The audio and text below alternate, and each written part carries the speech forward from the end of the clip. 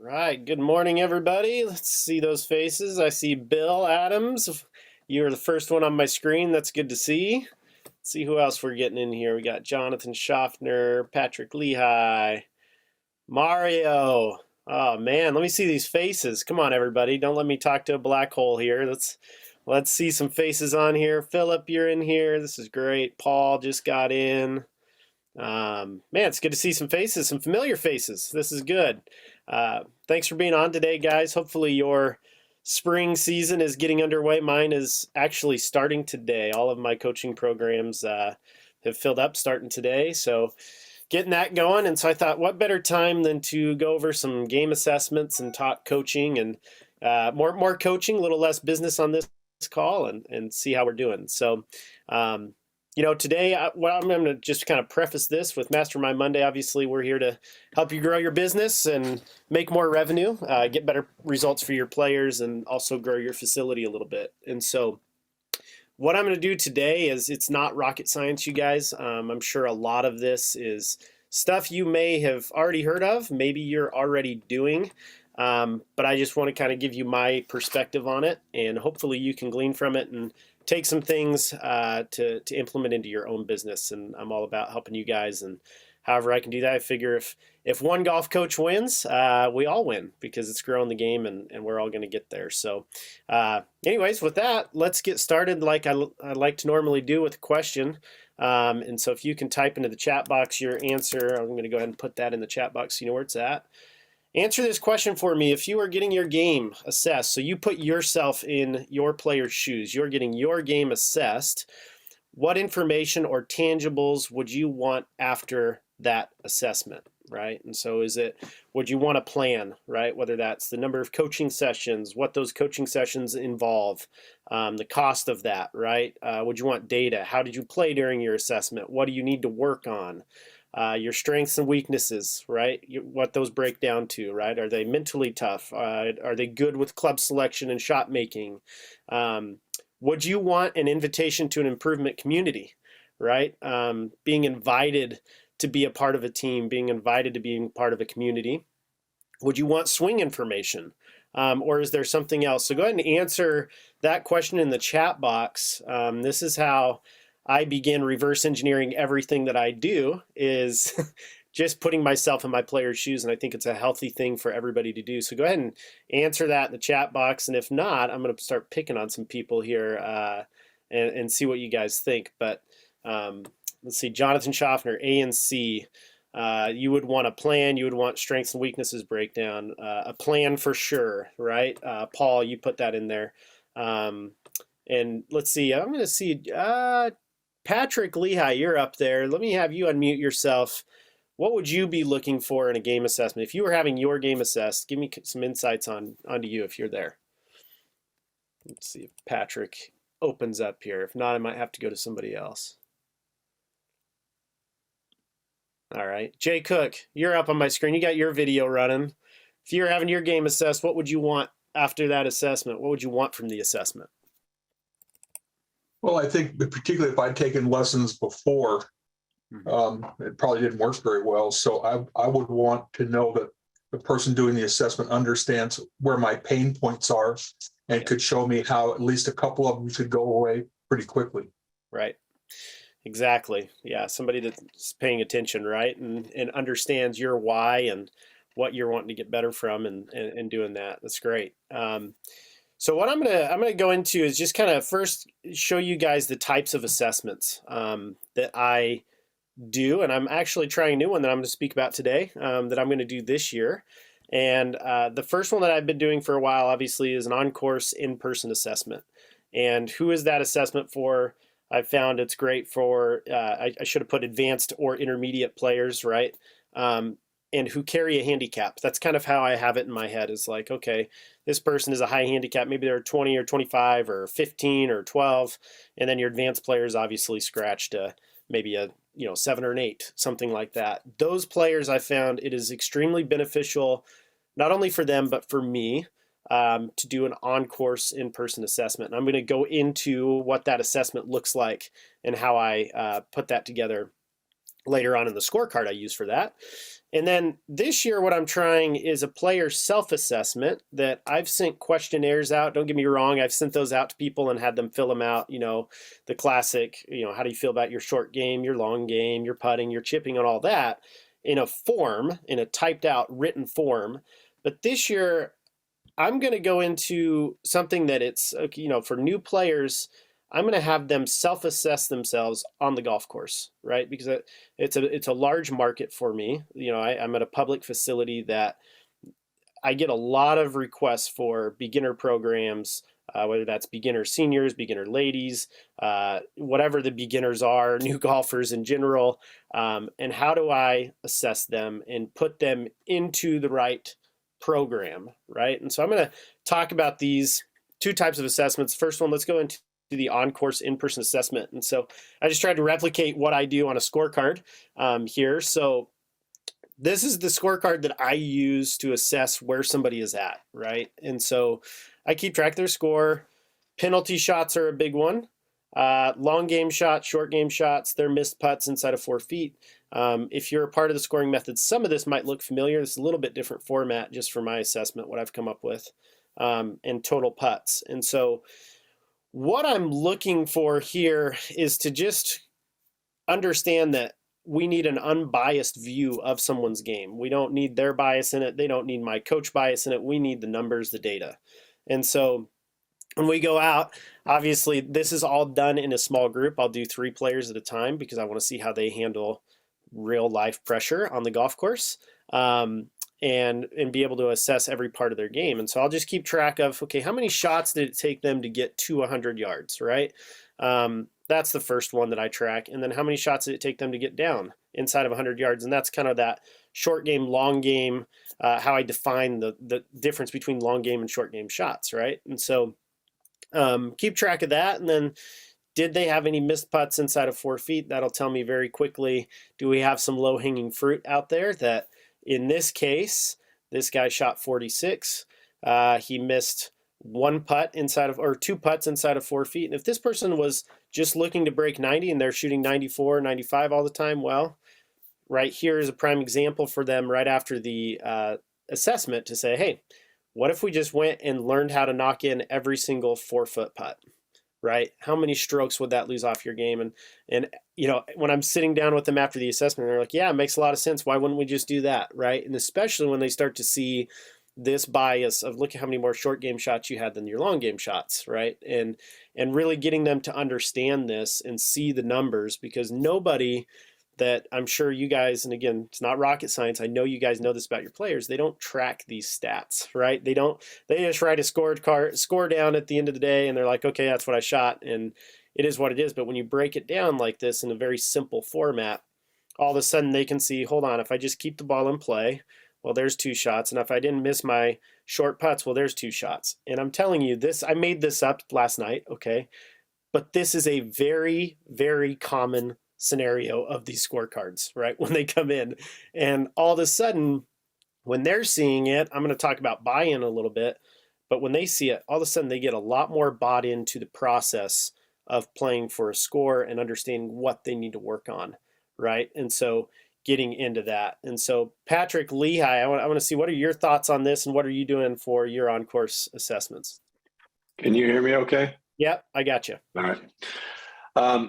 What we're doing, I do the scoring method. So we do exactly the same thing, but in our assessments before, we ask them the penalty shots, the bounds, how many in the hazard, how many 3 putts do they have, how many short putts, how many up and downs, do they have the opportunity to make. So we go a little bit more into it because of probably the level of player I'm dealing with, a little bit better players. I don't have a lot of beginners or even intermediate players. Yep. But this scoring, the easiest way to get anybody into this is just to, be giving them the simple stuff, like you said, low hanging fruit. Right. It's the easiest way to sell programs. And once you start with one thing for like 30 days, you get them to 90, then you get them to a year, and then their life. Yeah. Exactly. And that's exactly right. Right. And it's important too, right, to understand, and I'll do this a lot. You guys know I'm all about sales and how to fill your lesson book and those types of things. assessments, it's so important to put the player in the right assessment, right? If I have an advanced player, and Patrick, I don't know what you're doing, but if I have an advanced player come to me, I'm not doing a 9-hole game assessment with them, right? If they're a scratch golfer or very talented and skilled, it's like I need minimum 18 holes, and ideally for me, I want that 18 holes to be in a competition setting. So I've been known with my advanced players, just to give you guys some more food for thought, to invite them to a pro-am with me on a Monday and be like, hey, let's go play 18 holes in a pro-am, and that's going to be your assessment, right? And all of a sudden, you get to really see some of the problems or, whatever is going on, because it's a better assessment. 9 holes is not going to phase a low handicap golfer versus maybe a competition round, it might. Right. And so doing some things like that, understanding what type of assessment to use on somebody. Right. And so one other thing I wanted to cover in this is like deciphering the information as a coach on these scorecards. I know you guys are all professionals, you know how to do this, but just some stuff that I've learned might save you time, right? It's like, okay, here, this player on hole number 4, right? It's par 3. They had a score of 5. 1 long game shot, 4 short game shots. They had 1 missed putt inside of 4 feet, total of 3 putts. Now, typically, whenever I see a 3 putt on the scorecard, that tells me, okay, we probably need to work on some speed control, right? There needs to be some distance control in the putting game. However, they 3 putted and they missed 1 inside of the 4 foot. So again, that should tell me now, well, their speed was actually decent because they got their first putt inside of 4 feet and then they missed that short putt. So maybe it's just the short putting we need to work on. And so just kind of learning some shortcuts and understanding how to decipher that, I think, is very important. And if you come up with your own scorecard, great. If you want to screenshot this and use it, great, right? But understanding how to decipher the information is very big. So now I want to go into the next section of this of how am I going to assess, newer golfers, right? So the on-course self-assessment. I'm a huge believer in the sooner somebody can get on the golf course, the longer they're going to play the game. And I think the data has shown that. We all know that if you've been in the industry long. And so, in the past, I've had players come to me and say, hey, come to one of my purposeful practices or whatever, and we'll just kind of assess where you're at, right? And just kind of come out and let me meet you and get to know you.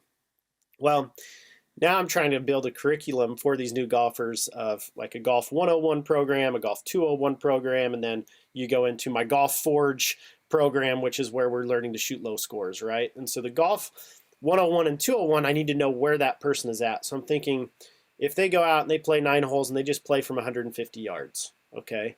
The first thing is the goal is for them to shoot 45 or better. Okay, so if they go out from 150 yards, if they can't break 45, then they're going to go straight into my Golf 101 program, and that's the recommended pathway.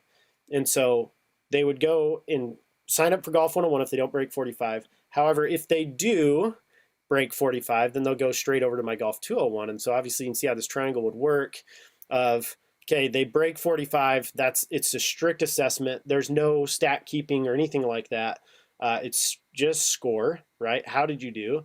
And if they're above 45, you come to Golf 101 and they go through Golf 101 for 8 weeks, right? And it's Golf 101 is the program that is designed strictly to get them to break 45. What does somebody need from 150 yards to break 45? Well, they need a 7-iron probably, or they need a go-to club that they can just advance, right?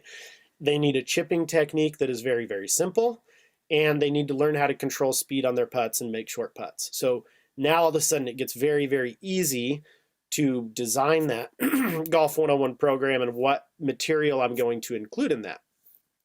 Okay, so now again we talk about retention. You just heard Patrick talk about it. Now they're a 1 year with you, 5 years with you, 10 years with you. Okay, so now once they've graduated Golf 101, now they zip over here to Golf 201, right? Now the goal is, okay, once you've broken 45 from 150 yards, now we're going to a full tee box, right? And that'll be the forwardmost tees in Golf 201. And my goal is to get you to break 45 in Golf 201 from a full tee box, the forwardmost tees. And what are the tools they're going to need with that? Well, it's a lot of the same, right? And I would argue they could probably still do it. They might need a little more distance for some of them, right? It's like, okay, let's learn to keep a longer iron, hybrid, or driver in play off of the tee. And then let's just advance off of what we learned in Golf 101 and get those tools. And so this, I believe, will be a huge impact this year to be able to just tell people, hey, I need you to go out and play 9 holes from 150 yards and shoot me your score when you're done, right? And this is something they can do on their own, right? Low pressure, go do it. They're not going to feel the pressure of people stacking up behind them. They'll be keeping up with play and doing that there. And so, Jonathan Schaffner, you're up on my screen. What are your thoughts on this? And are you doing anything like this for, and you may not be teaching new golfers, Jonathan, but any thoughts on this? No, that's very good, Bo. I haven't actually looked at it from that perspective, but I think that's really good. Yeah. You know, that's a good distance to definitely find out where they are for sure. Okay. Jay Cook, any thoughts here? You're next on my screen there.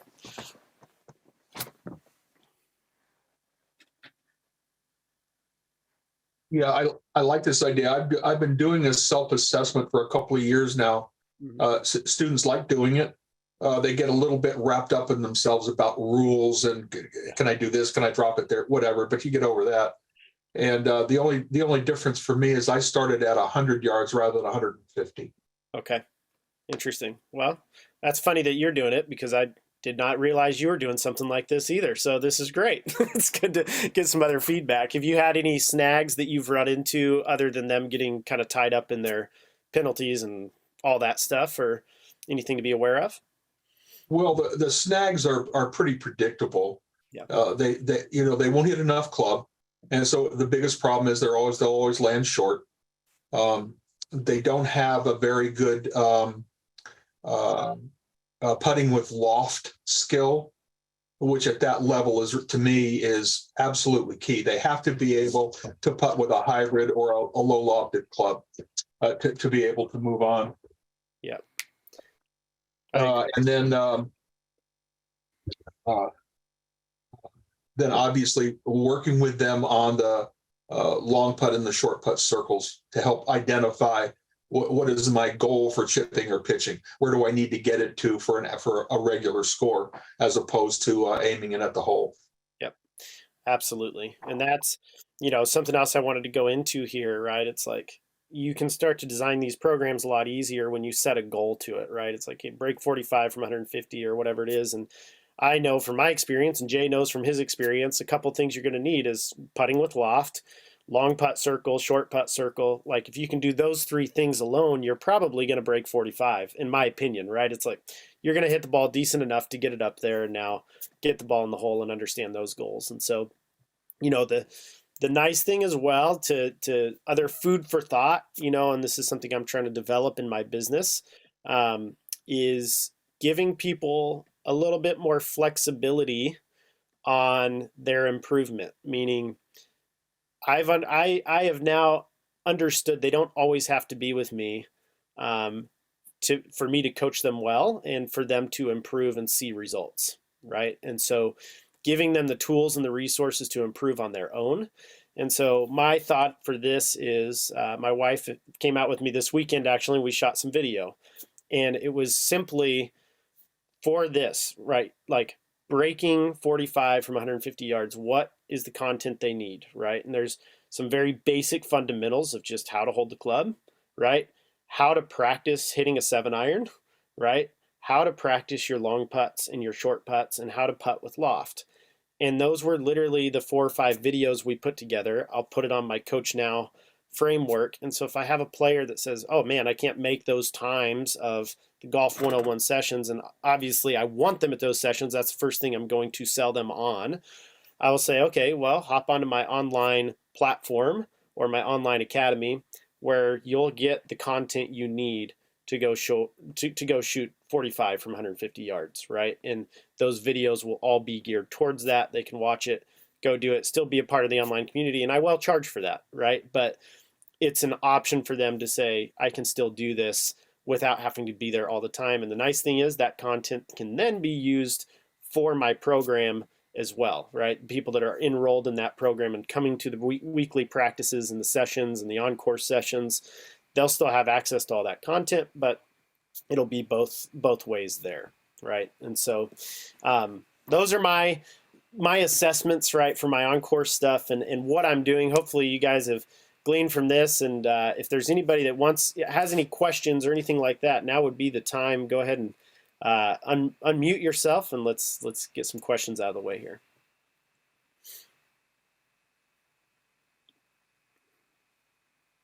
Let's see. We might have got everybody. I must have done all right, Jay. I don't know. It's not many questions going on here. So one more thing I want to go into is my improvement plan, right? And so how do we get players to buy in, right? And I do this a lot with, and this is an improvement plan, just to clarify, this is for my intermediate to advanced golfers. This is not for my beginners necessarily, right? But I'm going to show this to you guys. Let me make sure you guys see my screen. Jay, can you give me a thumbs up if you see this?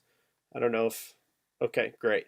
So this is my new commitment letter this year that I'm fine tuning as I go along, because I also understand it needs to be very simple, not too complex, but I also want it to be very clear of what these players are getting and kind of how the improvement plan breaks down. And so obviously need the player information, pretty self-explanatory. Typically I already have that. What they shot in their assessment. So on their 9-hole on-course assessment, what did they shoot? Do they have an 18-hole scoring goal or a 9-hole scoring goal? I'll put those in there. And then this is where the plan kind of comes to life, and it's a fluid environment, right? That I try to coach them on during the assessment of, you're going to get X amount of sessions, on-course sessions, purposeful practice sessions based off of your assessment today. And then here is everything I ask of you to commit to during the program, right? And so I'll say, hey, you need to commit to a 45-minute short game practice session, and you need to do that twice a week, right? During the time frame that you're with me. And same thing with the long game, and putting is wrapped up into short game, right? And then how many times do they need to be playing while they're with me during the program, right? I also have the program expiration on here. So it's like these sessions need to be used, for example, I might say to somebody, you're going to get 6 on-course sessions, 3 purposeful practice sessions. That's 9 sessions total. And those need to be used within 12 weeks or 10 weeks, whatever that time frame is, right? And that's how I run my programs and get them in and hold them to that commitment of, you have 12 weeks to use these 9 sessions. I need to be seeing you. And then also during those 12 weeks, here's what you're committing to on the practice and playing front. And so to me, that's what those are the basic needs of the improvement plan. And as we go along, I coach them on, I will give you the tools based off your assessment to eliminate your 3-putting, to eliminate your short, to make all your short putts, and get them going that way. But the idea is they have something tangible at the end of the assessment. This is what I see for you to reach your goals. And obviously at the end, hey, if you didn't reach those goals and you held to your commitments, right? Well, then I will continue to coach you until you do, right? At no additional cost. You'll continue to come. And so getting them to really buy into that, and a lot of that happens through the, on-course assessment, walking them through what they did, and then obviously getting them to sign something and say, here's the plan, this is what I see for you, and this is how we're going to get you there, right? And so let's see if there's anybody in here. Justin Klimbal, yeah, hey man, you're on here. I didn't even see you. You're down my screen a little bit. What are your thoughts on this kind of commitment letter and getting buy-in from players with the improvement plan and commitment? I have to apologize. I got a phone call and then my daughter wanted to play with me for the last 20 minutes and I literally just got on 30 seconds ago, and it kills me because I wanted to be a part of this. And I already have it in my phone to watch the re-recording because I missed a lot of it. But I've already taken some screenshots of your commitment letter, so I'm loving I'm loving the last 30 seconds so far. But I really apologize for being signed on, but not being attentive here. So I apologize. No worries. That's fine. The recording will go out. You'll get it. So don't even worry about it. But I didn't realize you just jumped on. So Jonathan, I'm going to call on you again. Thoughts on kind of getting buy-in with a commitment letter like this and giving them a little bit of a plan? No, it's definitely beneficial to getting their buy-in for sure. I'm not currently using anything like this, but would love to start. I think it's definitely means something to them to be able to sign and to agree to that plan and get their buy-in. Yeah. And one thing I'll say is I'm finding already, I was going to try to do some of this electronically, just keep it organized because that's how I am, but let's just keep it simple. I'm going to be honest, having hard copies after the assessment and just filling them out with the player and having them sign it right then, you're going to have a much higher conversion rate into your programs. I'll tell you that right now, than sending it to them, say, after the assessment via email electronically. So if you're thinking DocuSign or any of these e-signature platforms, and I think Jay's going to love this, just keep it simple, right? Like just print off hard copies, you just fill it out with them and say, hey, here's the program. Are you in? You're invited. Would love to have you. This is it, right? And your days and times and all that. I have them all sign up. I kind of do a little bit of a credit model where they sign up through my website and my booking system. And you may have it more detailed where it's your practice day, your team plays on Mondays at 6:00. Can you be there every Monday for the next 9 weeks, right? However you need to do that. But I would say have a hard copy, fill it out, and have them sign it right then and there because they're ready. They're itching, right? After a game assessment, they're like, yep, I'm ready to go and jump into this. So Jay, are you using kind of scoring method commitment letter? Are you doing your own kind of thing, or what are your thoughts on using some of this stuff? Yeah, I think I do it pretty much the same way. We all have our own personal style, but I think once you get into the category of a guarantee, whether you're guaranteeing a certain score, a number of strokes, satisfaction, whatever it is, the minute you do that, then there needs to be good communication between you and the student. So however you can get that is important. Yeah. And so what I tend to do that's a little different is I'll meet after the assessment, I'll give them my recommendations, and then we do this together, which is, I think, pretty much what you're saying, is to make sure it's collaborative, make sure everybody is saying yes the whole time, because the one thing that cannot happen under any circumstances is a contract like this that then has to be enforced. And you just want to stay away from that at all cost. Yeah, absolutely. I agree. And it's got to be a, what's the word I'm looking for here? I would say a voluntary situation with the player, right? Like they need to feel a part of it. And they need to feel like, yeah, this is my plan too. It's not just my coach's plan, right? And that's a huge part during those conversations after the assessment of we're doing this together. It's you and it's me. We're on the same side of the fence. It's not just a one-way street. And I think I'm totally with you there, Jay. We walk through all of that. Like when they view the scorecard and it's, hey, would you agree that we need to work on X, Y, and Z? And they say yes, or they say no. Okay, well, let's look at that. Why no? And let's visit about that conversation a little bit and go into more details. So yeah, absolutely. It's so important to get on the same page with your players in that field. So let me see here. I'm going to get back to my main screen here.